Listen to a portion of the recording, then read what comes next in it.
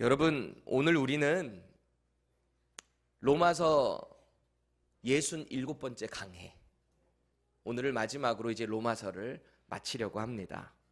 아쉬우시죠? 아무도 대답을 안 하시네요. 저는 뭔가 사랑하는 누군가를 떠나보내는 느낌입니다. 그렇다고 뭐 제가 로마서를 앞으로 안 보겠다 그런 게 아니고 시리즈로 한 로마서의 강해가 오늘 마지막 시간입니다. 여러분, 지난 설교들도 유튜브를 통해서 계속 복습도 하시고, 이 로마서의 말씀은 성경 전체 중에서도 다 중요하지만 복음에 대한 정수가 기록되어 있는 말씀입니다. 말씀 가운데, 복음 가운데 날마다 충만하시기를 축복드립니다. 이제 사도 바울은요, 로마에 있는 그 교회들을 향해서 말 그대로 이제 마지막 작별 인사처럼 하는데 문안을 다시 한번 부탁하고 있습니다. 그리고 동시에 하나님의 그 영광을 함께 선포하며 그 말씀을 끝내고 있어요. 특히 이 문안을 전하고 있다라고 했는데 이미 앞서서 우리 살펴봤었잖아요. 무난하다라고 하는 헬라어 단어 기억나세요? 지금 이미 벌써 3주째 제가 강조를 하고 있는데, 무난하다 헬라어 뭐라 그랬어요? 아스파조마이. 원래 팔을 굽힌다 그랬죠. 그래서 솔루트 경례도 되겠지만 안아주고 포옹하고 또 축복해주는 그런 개념이 이 무난하다에 들어 있습니다. 형식적으로 하는 게 아니라 주 안에서 아스파조마이, 무난하고 있다라는 것입니다. 그동안 바울이 전한 이 문안은요, 그 전에 전했던 거 있잖아요. 그건 로마 교회 안에 있는 성도들에 대한 문안이었어요. 그 안에 있는 브리스가 아굴라부터 시작해서 그 안에 있는 성도들의 문안을 전해주세요, 주 안에서 전해주세요, 이런 거였다면 오늘의 문안은 지금 바울과 현재 있는 그 장소에서 동역하고 있는 사람들의 문안을 로마에 있는 교회에 전달하고 있는 겁니다. 그리고 축복의 메시지를 전하고 있어요. 오늘 본문 가운데 우리의 마음 가운데 이런 질문이 생겼으면 좋겠어요. 여러분과 저의 마음에 나는 지금 무엇을 위해 살아가고 있는가? 이걸 좀 점검해 보세요. 말씀을 들으면서. 두 번째 질문은 뭐냐면, 내 삶은 이 진리의 말씀인 복음을 통해 얼마만큼 하나님께 영광을 돌리고 있는가? 내 삶은 얼만큼 복음에 의해서 영광을 돌리고 있는가? 말씀 가운데 믿음의 도전과 결단이 있으시기를 예수님의 이름으로 축복드립니다. 본문 21절에서 23절까지 우리 세 번역으로 다시 한번 읽어보겠습니다. 시작. 나의 동역자 디모데와 나의 친척 루기오와 야손과 소시바더가 여러분에게 문안합니다. 이 편지를 받아 쓰는 나 더디오도 주님 안에서 여러분에게 문안합니다. 나와 온 교회를 잘 돌봐주는 가이오도 여러분에게 문안합니다. 이 도시의 재무관인 에라스도와 형제 구아도도 여러분에게 문안합니다. 아멘. 무슨 내용인지 딱 아시겠죠? 지금 바울과 함께 있는 사람들의 문안을 전달하고 있는 거예요. 어디에요? 로마에 있는 교회들에게. 앞선 16장 초반에 문안했던 24명의 실명이 거론되어 있었습니다. 그렇죠? 우리 브리스가 아굴라 빼고는 사실은 잘 모르는 이름들이 거기 다 언급이 되어 있었다라고 했어요. 그렇지만 그 사람들은 복음을 위해서 같이 동역했던 성경에 기록된 가문의 영광을 누리는 사람들 아닙니까? 그 사람들의 문안을 전달해 달라라고 했다면, 이제는 오늘은 8명의 함께하는 동역자들의 문안을 전달하고 있습니다. 사실은 이 사람들의 이름들이 정보가 잘 없는 사람도 있고요, 그나마 조금 있는 사람들도 있는데 우리가 있는 대로 은혜를 좀 나누고자 합니다. 먼저 디모데는 뭐 말할 것도 없이 유명한 사람이죠. 귀한 동역자죠. 영적인 바울의 아들이자 귀한 복음의 동역자였습니다. 바울이 2차 선교 여행을 떠날 때 루스드라라고 하는 지역에 갔었거든요. 그때 이 디모데를 처음 만나게 됩니다. 여러분, 루스드라 하면 어떤 지역이었죠? 제가 얼마 전에 또 말씀 전했었는데, 루스드라 기억나세요? 루스드라 그게 뭐더라가 아니고 루스드라 뭐예요? 그래서 제가 있는 거잖아요. 또 설교하고 또 듣고 또 듣고 잊어버리면 또 넣어드리고 그러는 거죠. 사도행전 14장에 가보면 바울이 1차 선교 여행을 이렇게 갈라디아 지역, 지금의 튀르키예에 있는 그 소아시아 지역인데요. 거기에 이제 방문하게 됐을 때 나면서부터 앉은뱅이가 된 사람이 있었어요. 근데 바울이 이렇게 딱 보니까 그 사람이 믿음이 있어요. 병을 나을 만한 믿음이 있는 것을 보고 그 자리에서 일어나 걸으라 라고 했더니 그 사람이 진짜 일어나서 걷는 거예요. 기적이 일어난 거죠. 복음의 능력이 그곳에서 나타났던 거예요. 동시에 어떤 일이 있었냐면 바울을 시기 질투해서 이 안디옥에서부터 유대 지역에서부터 이렇게 쫓아왔던 그 유대인들이 있었습니다. 그 사람들이 얼마나 이 바울과 그 복음을 전하는 사람들을 방해를 하던지요. 그 사람들에게 막 어렵게 해가지고 돌로 이 바울을 쳤단 말이에요. 그래서 죽은 줄 알았어요, 사람들이. 그래서 그 죽은 사람을 이렇게 버려졌던, 바울이 그렇게 버려졌던 장소, 거기가 바로 루스드라입니다. 돌 맞았던 장소. 당시 바울과 바나바는 그때 돌 맞고 위협을 당했던 이 장소 루스드라 잘 알고 있어요. 그럼 여러분, 누군가가 여러분 돌로 딱 쳤는데 거기 또 가고 싶으세요? 가기 싫으세요? 가기 싫죠? 왜? 또 돌 맞을 수 있잖아요. 저번에는 안 죽었지만 이번엔 진짜 죽을 수도 있잖아요. 근데 바울이 어떻게 해요? 거기를 다시 돌아가요. 왜요? 복음을 받았던 그 사람들 믿음을 다시 독려하고 세워주고 그리고 안디옥으로 돌아가는 그 1차 선교 여행의 여정을 우리는 보게 됩니다. 복음의 말씀을 다시 확증하고 권면하는 거예요. 그렇게 루스드라에 다시 방문하게 됐을 때 이 디모데를 2차 선교 여행 때 이제 만나게 되는 거예요. 2차 선교 여행 때 또 돌잖아요. 제가 말씀드렸죠. 바울의 선교 전략이 뭐였어요? 한 번 돌면은 그냥 끝이 아니라 다시 한번 방문해서 그 사람들을 독려하고 권면하고 그리고 새로운 사역지로 또 이렇게 이동해가는 바울의 선교 여정을 우리는 잘 알고 있습니다. 그래서 이 디모데는 영적인 바울의 아들이 돼서 동역을 하고 있었던 귀한 사람인 거예요. 얼마나 충성된 사람이었는가, 그가 어떤 일을 했는가를 보면 알 수 있어요. 디모데가 어떤 일을 했는가. 바울이 선교 사역을 하는 데 있어서, 개척 사역을 하는 데 있어서 뭔가 그 교회에 문제가 생기면 꼭 이 디모데를 보내는 것을 우리는 보게 됩니다. 예를 들어서 2차 선교 여행 때 개척한 장소가 이 데살로니가라는 데가 있어요. 그리스 북부 지방의 마게도냐에 속한 곳이 이 데살로니가입니다. 근데 그 교회에 나중에 복음을 전하는데 문제가 생기니까 누구를 보내요? 디모데를 보내요, 거기다가.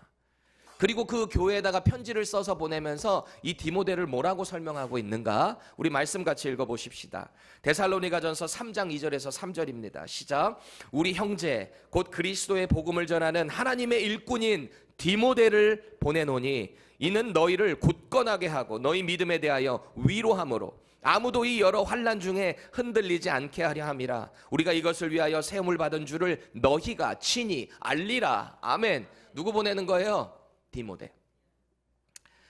역시 2차 선교 여행 때 세운 고린도 교회. 여기는 마게도냐 남부 지역에 있는 아가야 지역의 수도가 고린도였습니다. 근데 여기에도 참 문제가 많았잖아요. 대표적인 문제 일으켰던 교회, 고린도 교회 아닙니까? 그 교회도 편지를 보낼 때 그 과정 가운데 이 디모데를 통해서 또 전달하게 한다라는 거예요. 또 훗날 로마 감옥에 바울이 갇혀 있을 때요, 2차 선교 여행 때 역시 여기도 이제 마게도냐의 첫 성읍이었던 빌립보라는 데가 있습니다. 여기에도 편지를 보낼 때 누구를 보내요? 역시 디모데에 대한 이야기를 하면서 보내요. 빌립보 교회 하면은 몇 번이고 사도 바울이 하는 그 사역에 물질로 동역하고 기도로 동역했던 귀한 칭찬받는 기쁨의 교회가 빌립보 교회였어요. 바울이 거기 뭐 오래 머물렀던 것도 아닙니다. 그런데 그렇게 복음의 하나가 돼서 바울의 사역에 동참했던 교회, 빌립보 교회입니다. 그런데요, 이 지구상에 완전한 교회라는 건 없어요. 완전한 교회는 없어요. 뭔가 다 하자가 있어. 뭔가 문제가 있고 뭔가의 또 결점들이 있을 수 있어요. 이 빌립보 교회도 마찬가지였습니다. 그렇게 선교에 열심이고 그렇게 복음을 자기들에게 전해준 바울에게 있어서 귀한 사역을 감당했던 그들인데도 교회 안에 무슨 문제가 있었는가? 유오디아라고 하는 여자와 순두계라고 하는 이 여자가 여성 리더십들인데요, 교회 안에서 막 하나가 되지 못하고 자꾸 기싸움하고 싸워요. 가만히 가만히 보면 그때나 지금이나 계속 이어져 오는, 그러지 마시자고요. 비슷해요. 사람이 사는 데는 다 똑같아요. 성경 시대 때도 그랬고 지금도 마찬가지입니다. 그렇다고 해서 여러분 그렇게 해도 된다라고 제가 허용해 주는 게 아니에요. 주 안에서 자꾸 서로를 더 품어주고 이해하고 용서하고, 무엇으로요? 예수님의 사랑으로, 우리를 위해 죽으신 예수님의 십자가의 사랑으로 다 품어주는 거죠. 아무튼 또 이런 사역을 잘 수습하고 빌립보 교회에 소식도 좀 받아와라. 그때 이제 디모데를 보내는 거예요. 우리 그 말씀 한번 볼까요? 빌립보서 2장 19절에서 20절. 우리 세 번역으로 읽어보겠습니다. 시작.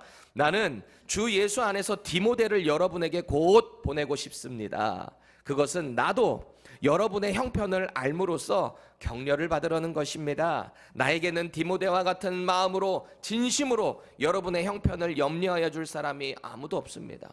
그만큼 디모데를 의지하고 동역하고 있다는 거예요, 바울이. 그러니까 이런 내용들을 종합해 보면 지금 바울이 이 로마에 있는 교회에게 현재 동역하고 있는 이 디모데에 대한 문안을 전하고 있잖아요.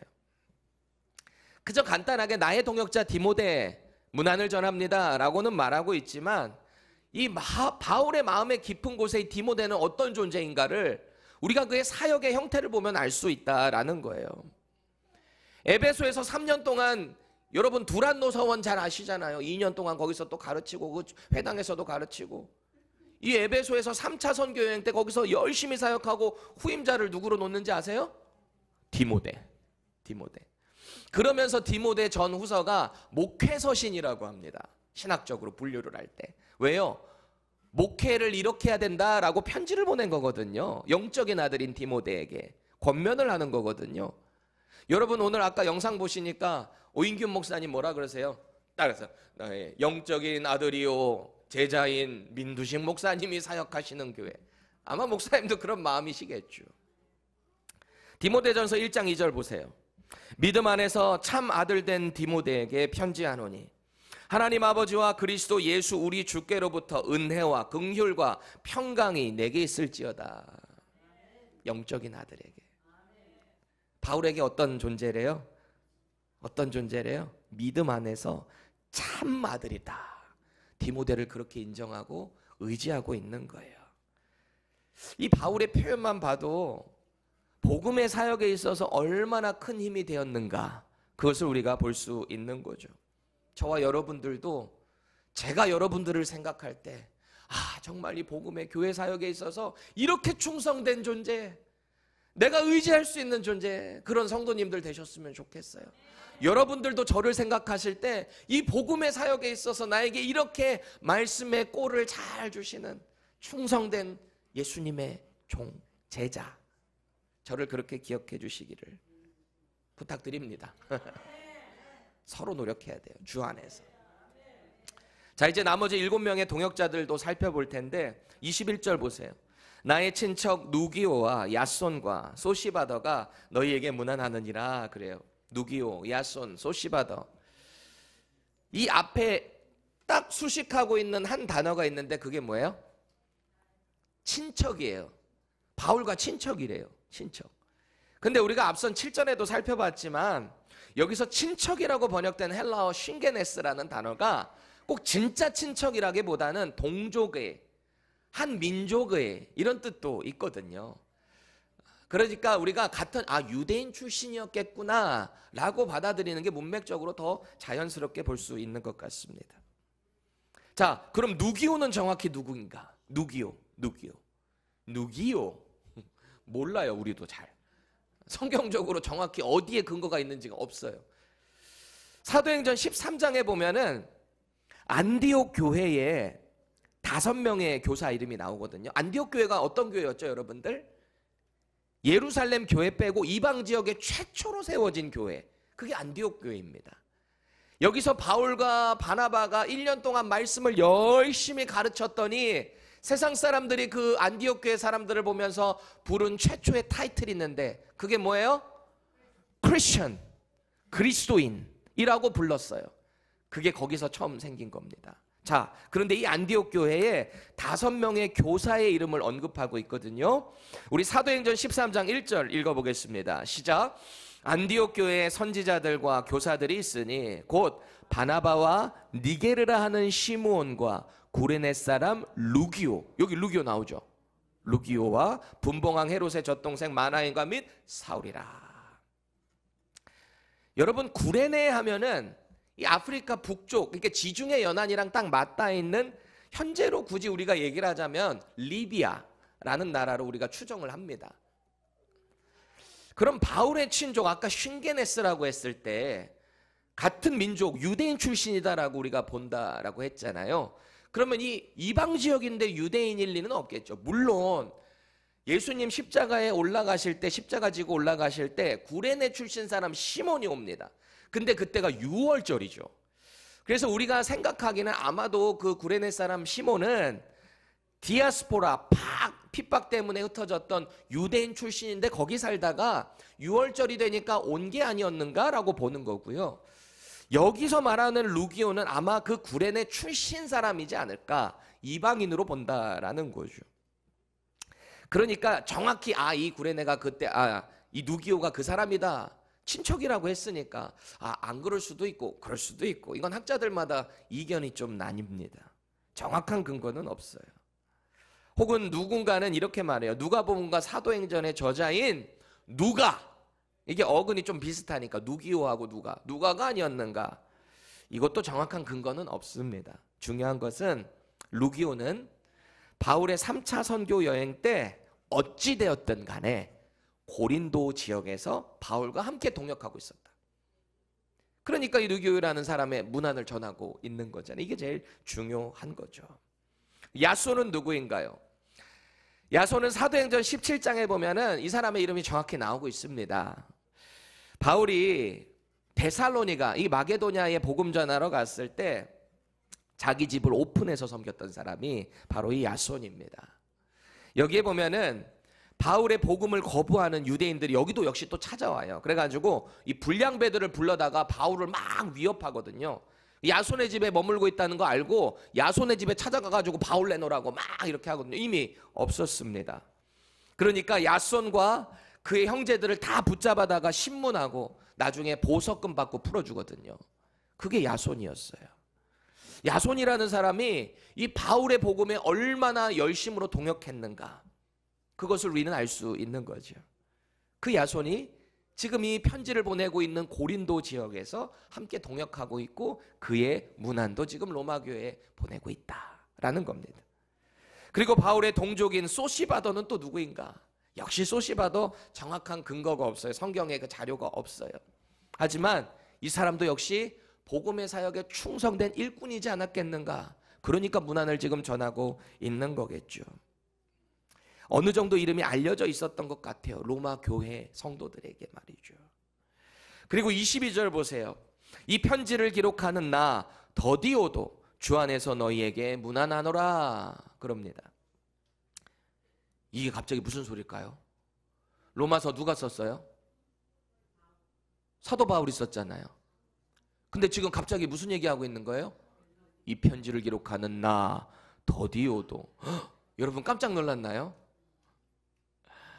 로마서는요, 바울이 보낸 편지가 맞아요. 그런데 분명한 사실 하나가 여기 근거가 나오는 게, 대필 작가를 옆에 두고 바울이 쓰게 했구나 라는 것을 알 수 있는 거죠. 이거 일일이 다 쓰기보다는 옆에 쓸 수 있는 더디오라는 신실한 동역자, 그 사람을 사용을 한 거예요.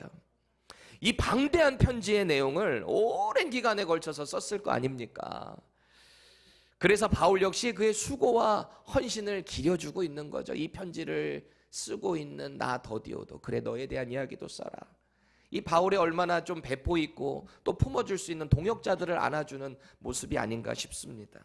그리고 23절 보세요. 나와 온 교회를 돌보아주는 가이오의 문안을 전합니다. 2차 선교여행 때 세운 고린도 교회, 여기 당파 생겼었잖아요. 나는 바울파, 나는 게바파, 나는 아볼로파, 다 속 시끄러워. 나는 그리스도파 해가지고 고린도 교회 안에 4개의 당파가 나뉘어가지고 막 서로 싸우잖아요. 그거 잘못됐다는 거예요. 바울이 이런 편지를 보냅니다. 고린도전서 1장 13절에서 15절입니다. 읽겠습니다. 그리스도께서 어찌 나뉘었느냐? 바울이 너희를 위하여 십자가에 못 박혔으며 바울의 이름으로 너희가 침례를 받았느냐? 나는 그리스보와 가이오 외에는 너희 중 아무에게도 내가 침례를 베풀지 아니한 것을 감사하노니 이는 아무도 나의 이름으로 침례를 받았다 말하지 못하게 하려 함이라. 아멘. 침례 주는 게 그 사람의 이름으로 주는 게 아니잖아요. 제가 여러분 예수님 영접하고 이제 나중에 우리 고정자 자매님 여기서 침례 받으실 거예요. 예수님 딱 믿고 고백한 사람이 나는 이제 예수와 함께 죽었다가 물에 푹 들어가는 거예요. 나는 예수와 함께 부활했습니다. 내 영혼이 새롭게 부활되는 것을 내가 믿음으로 고백하고 모든 믿음의 증인들 앞에서 나타나는 게 침례입니다. 베프티즘입니다. 근데 바울이 그것을 준다고 했을 때, 제가 이걸 준다라고 했을 때 제 이름으로 주는 게 아니라고요. 예수 그리스도의 이름으로 침례를 베푸는 거라고요. 바울이 지금 그 얘기하는 거예요. 바울의 이름으로 준 게 아닌데 왜 너희들은 자꾸 사람 어떤 사역자의 이름을 가리켜서 자꾸 팔을 나누냐 교회 안에서. 그 얘기예요. 사도행전 18장에 보면은 바울이 복음을 방해하는 그 유대인들 때문에 마게도냐에서 이 남쪽 아가야로 내려갈 수밖에 없었어요. 그렇게 해서 가게 됐는데 이 고린도였거든요. 이방 지역에 있던 유대인들, 예수는 그리스도라고 그 사람들에게 담대하게 선포했습니다. 이 말인즉슨 뭐냐? 우리 유대인들이 신성모독이라는 죄로 십자가에 못 박은 그 예수는 죄가 없으시다. 그 예수가 바로 메시아다. 우리 유대인들이 잘못한 거다. 이거를 설포한 거예요. 그걸 설교한 거예요. 그러니까 이 사람들이 믿음이 없으니까 저 바울 죽이겠다고 달려드는 거 아닙니까? 그때 바울이 더 이상 회당이 아닌 복음을 받아들인 이방인의 집에 들어갑니다. 그게 회당 바로 옆 근처에 있었던 것 같아요. 사도행전 18장 7절 읽겠습니다. 시작. 거기서 옮겨 하나님을 경외하는 디도 유스도라 하는 사람의 집에 들어가니 그 집은 회당 옆이라. 회당에서 유대인들에게 복음 전하다가 막 공격당하니까 옮길 수밖에 없었는데 회당 옆에 누구의 집으로 들어갔대요? 디도 유스도라고 하는 사람 집으로 들어갔다는, 거기서 사역을 다시 연결해 나갔다는 거거든요. 이 말을 오늘 만약에 가이오라는 동역자에게 적용을 해보면 어떻게 될까요? 고린도 교회를 돌보아준다는 그 말, 돌보아준 가이오라는 표현 하잖아요. 집을 오픈해서 섬겼다는 얘기입니다. 그래서 우리 예전 개혁개정 그 전 개혁 성경에 보면은 식주인인 가이오라고 번역을 하고 있어요. 식주인. 영어로 보니까 호스트한 거예요. 우리 누군가를 섬길 때 호스트한다 그러잖아요. 이 가이오라는 사람이 그렇게 호스트를 바울에게 섬기고 그 사역에 동역을 했다라는 말입니다. 그래서 학자들은 이 디도 유스도라고 하는 본명이 가이오 디도 유스도라고 보는 거예요. 그러니까 이 가이오가 그 사람이 아니었겠는가 짐작을 해보는 거죠. 계속해서 23절 보세요. 고린도 성의 재무관 에라스도라는 사람의 문안도 전합니다. 이 당시 아가야 지역의 수도였던 고린도, 그곳의 재무관이라고 한다면은 이 사람 사회적인 지위가 높은 공무원이었다라는 것을 볼 수 있는 거죠. 다른 말로 하면은 바울의 복음을 들었던 당시에 이방인 출신들, 고위에 있는 고위직에 있는 사람들 할 것 없이, 낮은 사람 할 것 없이 복음을 받아들였다라는 것을 알 수가 있게 되는 거죠. 그래서 에라스도 역시 가이오와 마찬가지로 고린도 교회를 대표할 만큼의 일꾼이 되어 있다. 그 사람들의 문안을 전하고 있는 겁니다. 자, 마지막으로 언급되는 구아도라는 사람이 있어요. 이 사람은 그저 형제로만 언급되어 있지 그 캐릭터를 우리가 좀 알 수는 없어요. 자료가 없어요. 다만 그 이름의 뜻이 네 번째라는 뜻을 가지고 있습니다. 우리가 여기서 짐작해 볼 수 있는 것은 이 구아도라고 하는 사람도 역시 로마 교회에 좀 어느 정도 관계가 있었기 때문에 문안을 전하지 않았겠는가 싶은 거죠. 여러분 아무 상관도 없는데 문안 전해달라고 그러면 무슨 의미가 있어요? 그렇죠. 관계가 있었겠구나 짐작을 하는 거예요. 이렇게 바울은 지금 현재 이 로마서를 쓰고 있는 고린도 지역에서 동역하고 있는 그 사람들의 문안을 대표적으로 보내고 있다. 주 안에서 아스파조마이. 우리에게 날마다 이런 문안의 인사를 할 수 있었으면 좋겠고요. 동시에 여러분들이 이렇게 정말 복음의 일꾼으로 동역자로 소개되고 기억될 수 있기를 축복드립니다.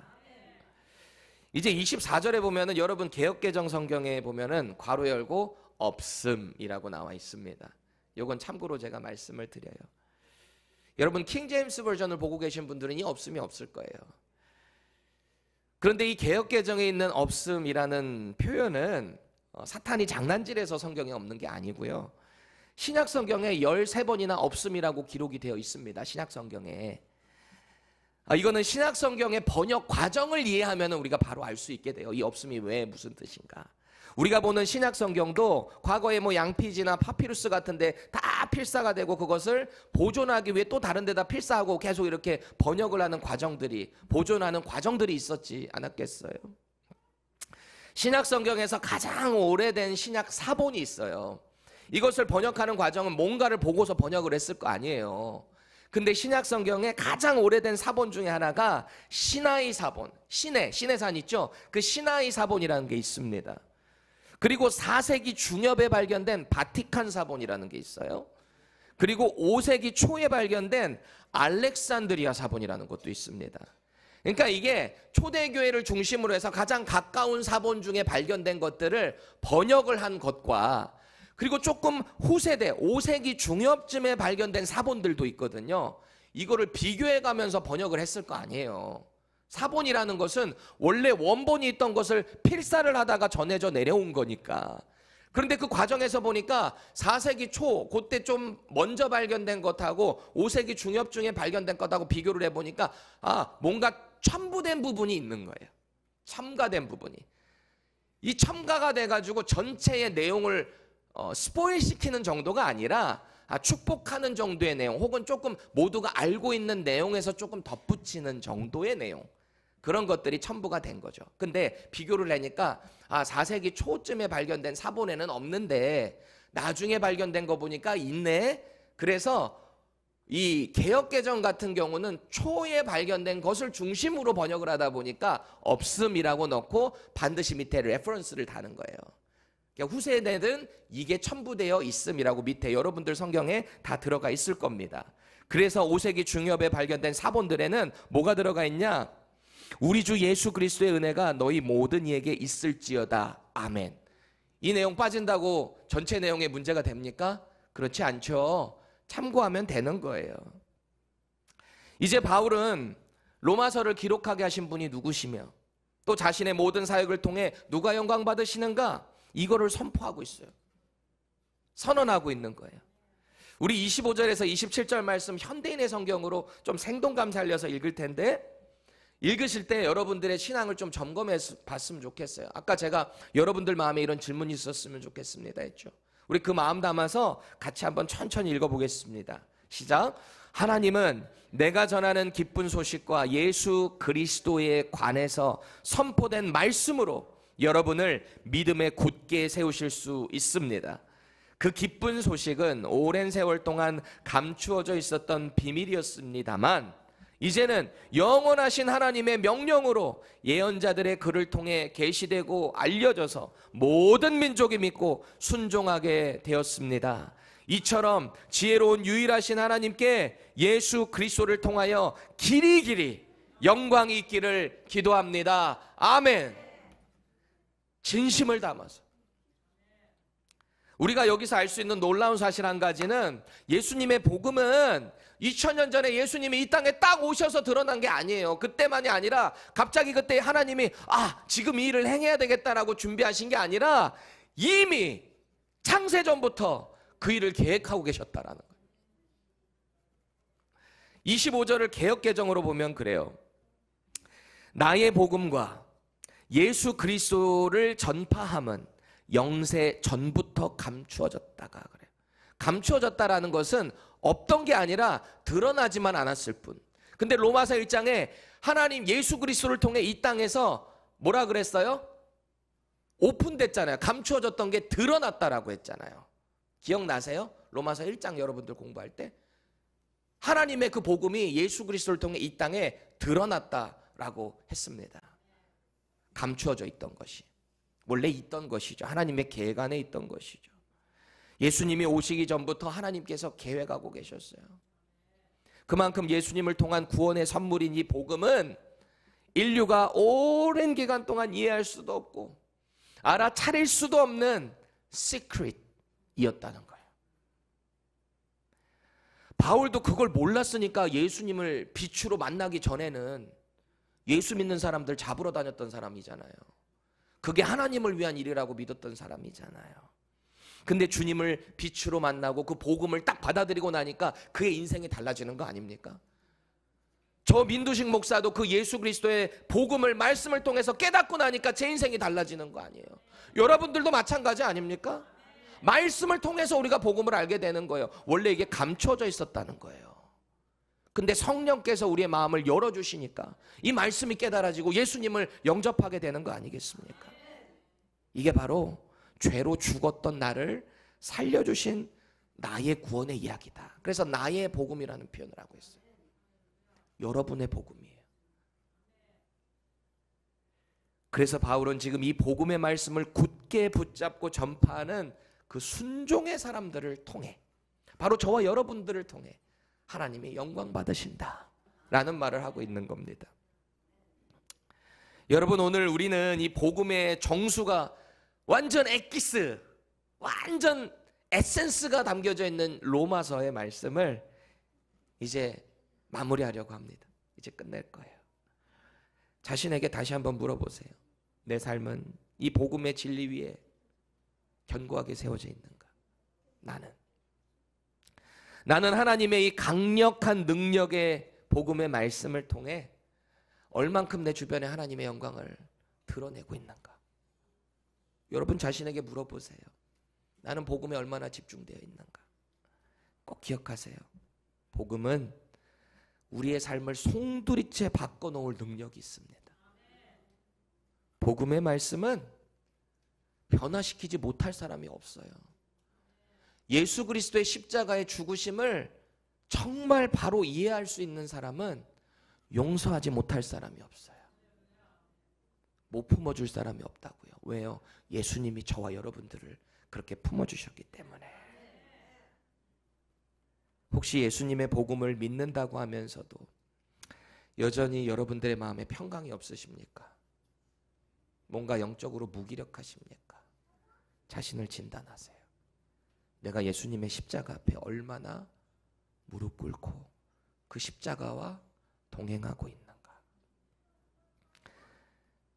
예수님을 영접한다라는 말은 우리 안에 예수님이 주인이 되어 주신다는 거예요. 그전에는 내 뜻대로 내가 법이 돼서 이 세상에서 살아갔다면 예수님이 나를 위해, 나의 죄를 위해 십자가에 죽으셨다는 것을 믿는 사람, 고백한 사람, 그리고 침례받음으로 내가 이제 예수와 함께 살겠다. 더 이상 내가 살아가는 게 아니라 나를 위해서 십자가에서 죽으신 그 하나님, 그 예수를 허락하신 하나님의 영광 위에 그 예수를 위해 살겠다. 이게 저와 여러분들의 삶이 되어야 하는 거 아니겠습니까? 마음으로 결단하세요. 주님, 제가 이 복음의 삶 살겠습니다. 이 복음의 삶을 교회 안에서, 그리고 내가 속한 모든 세상의 공동체 안에서 이 복음을 전하며 살겠습니다. 그래서 이 복음을 통해 하나님께 영광 올려드리겠습니다. 나를 구원해 주시니 나의 복음 예수 그리스도와 함께 동행하겠습니다. 이 고백이 저와 여러분들의 고백이 되시기를 축복드립니다. 기도하십시다.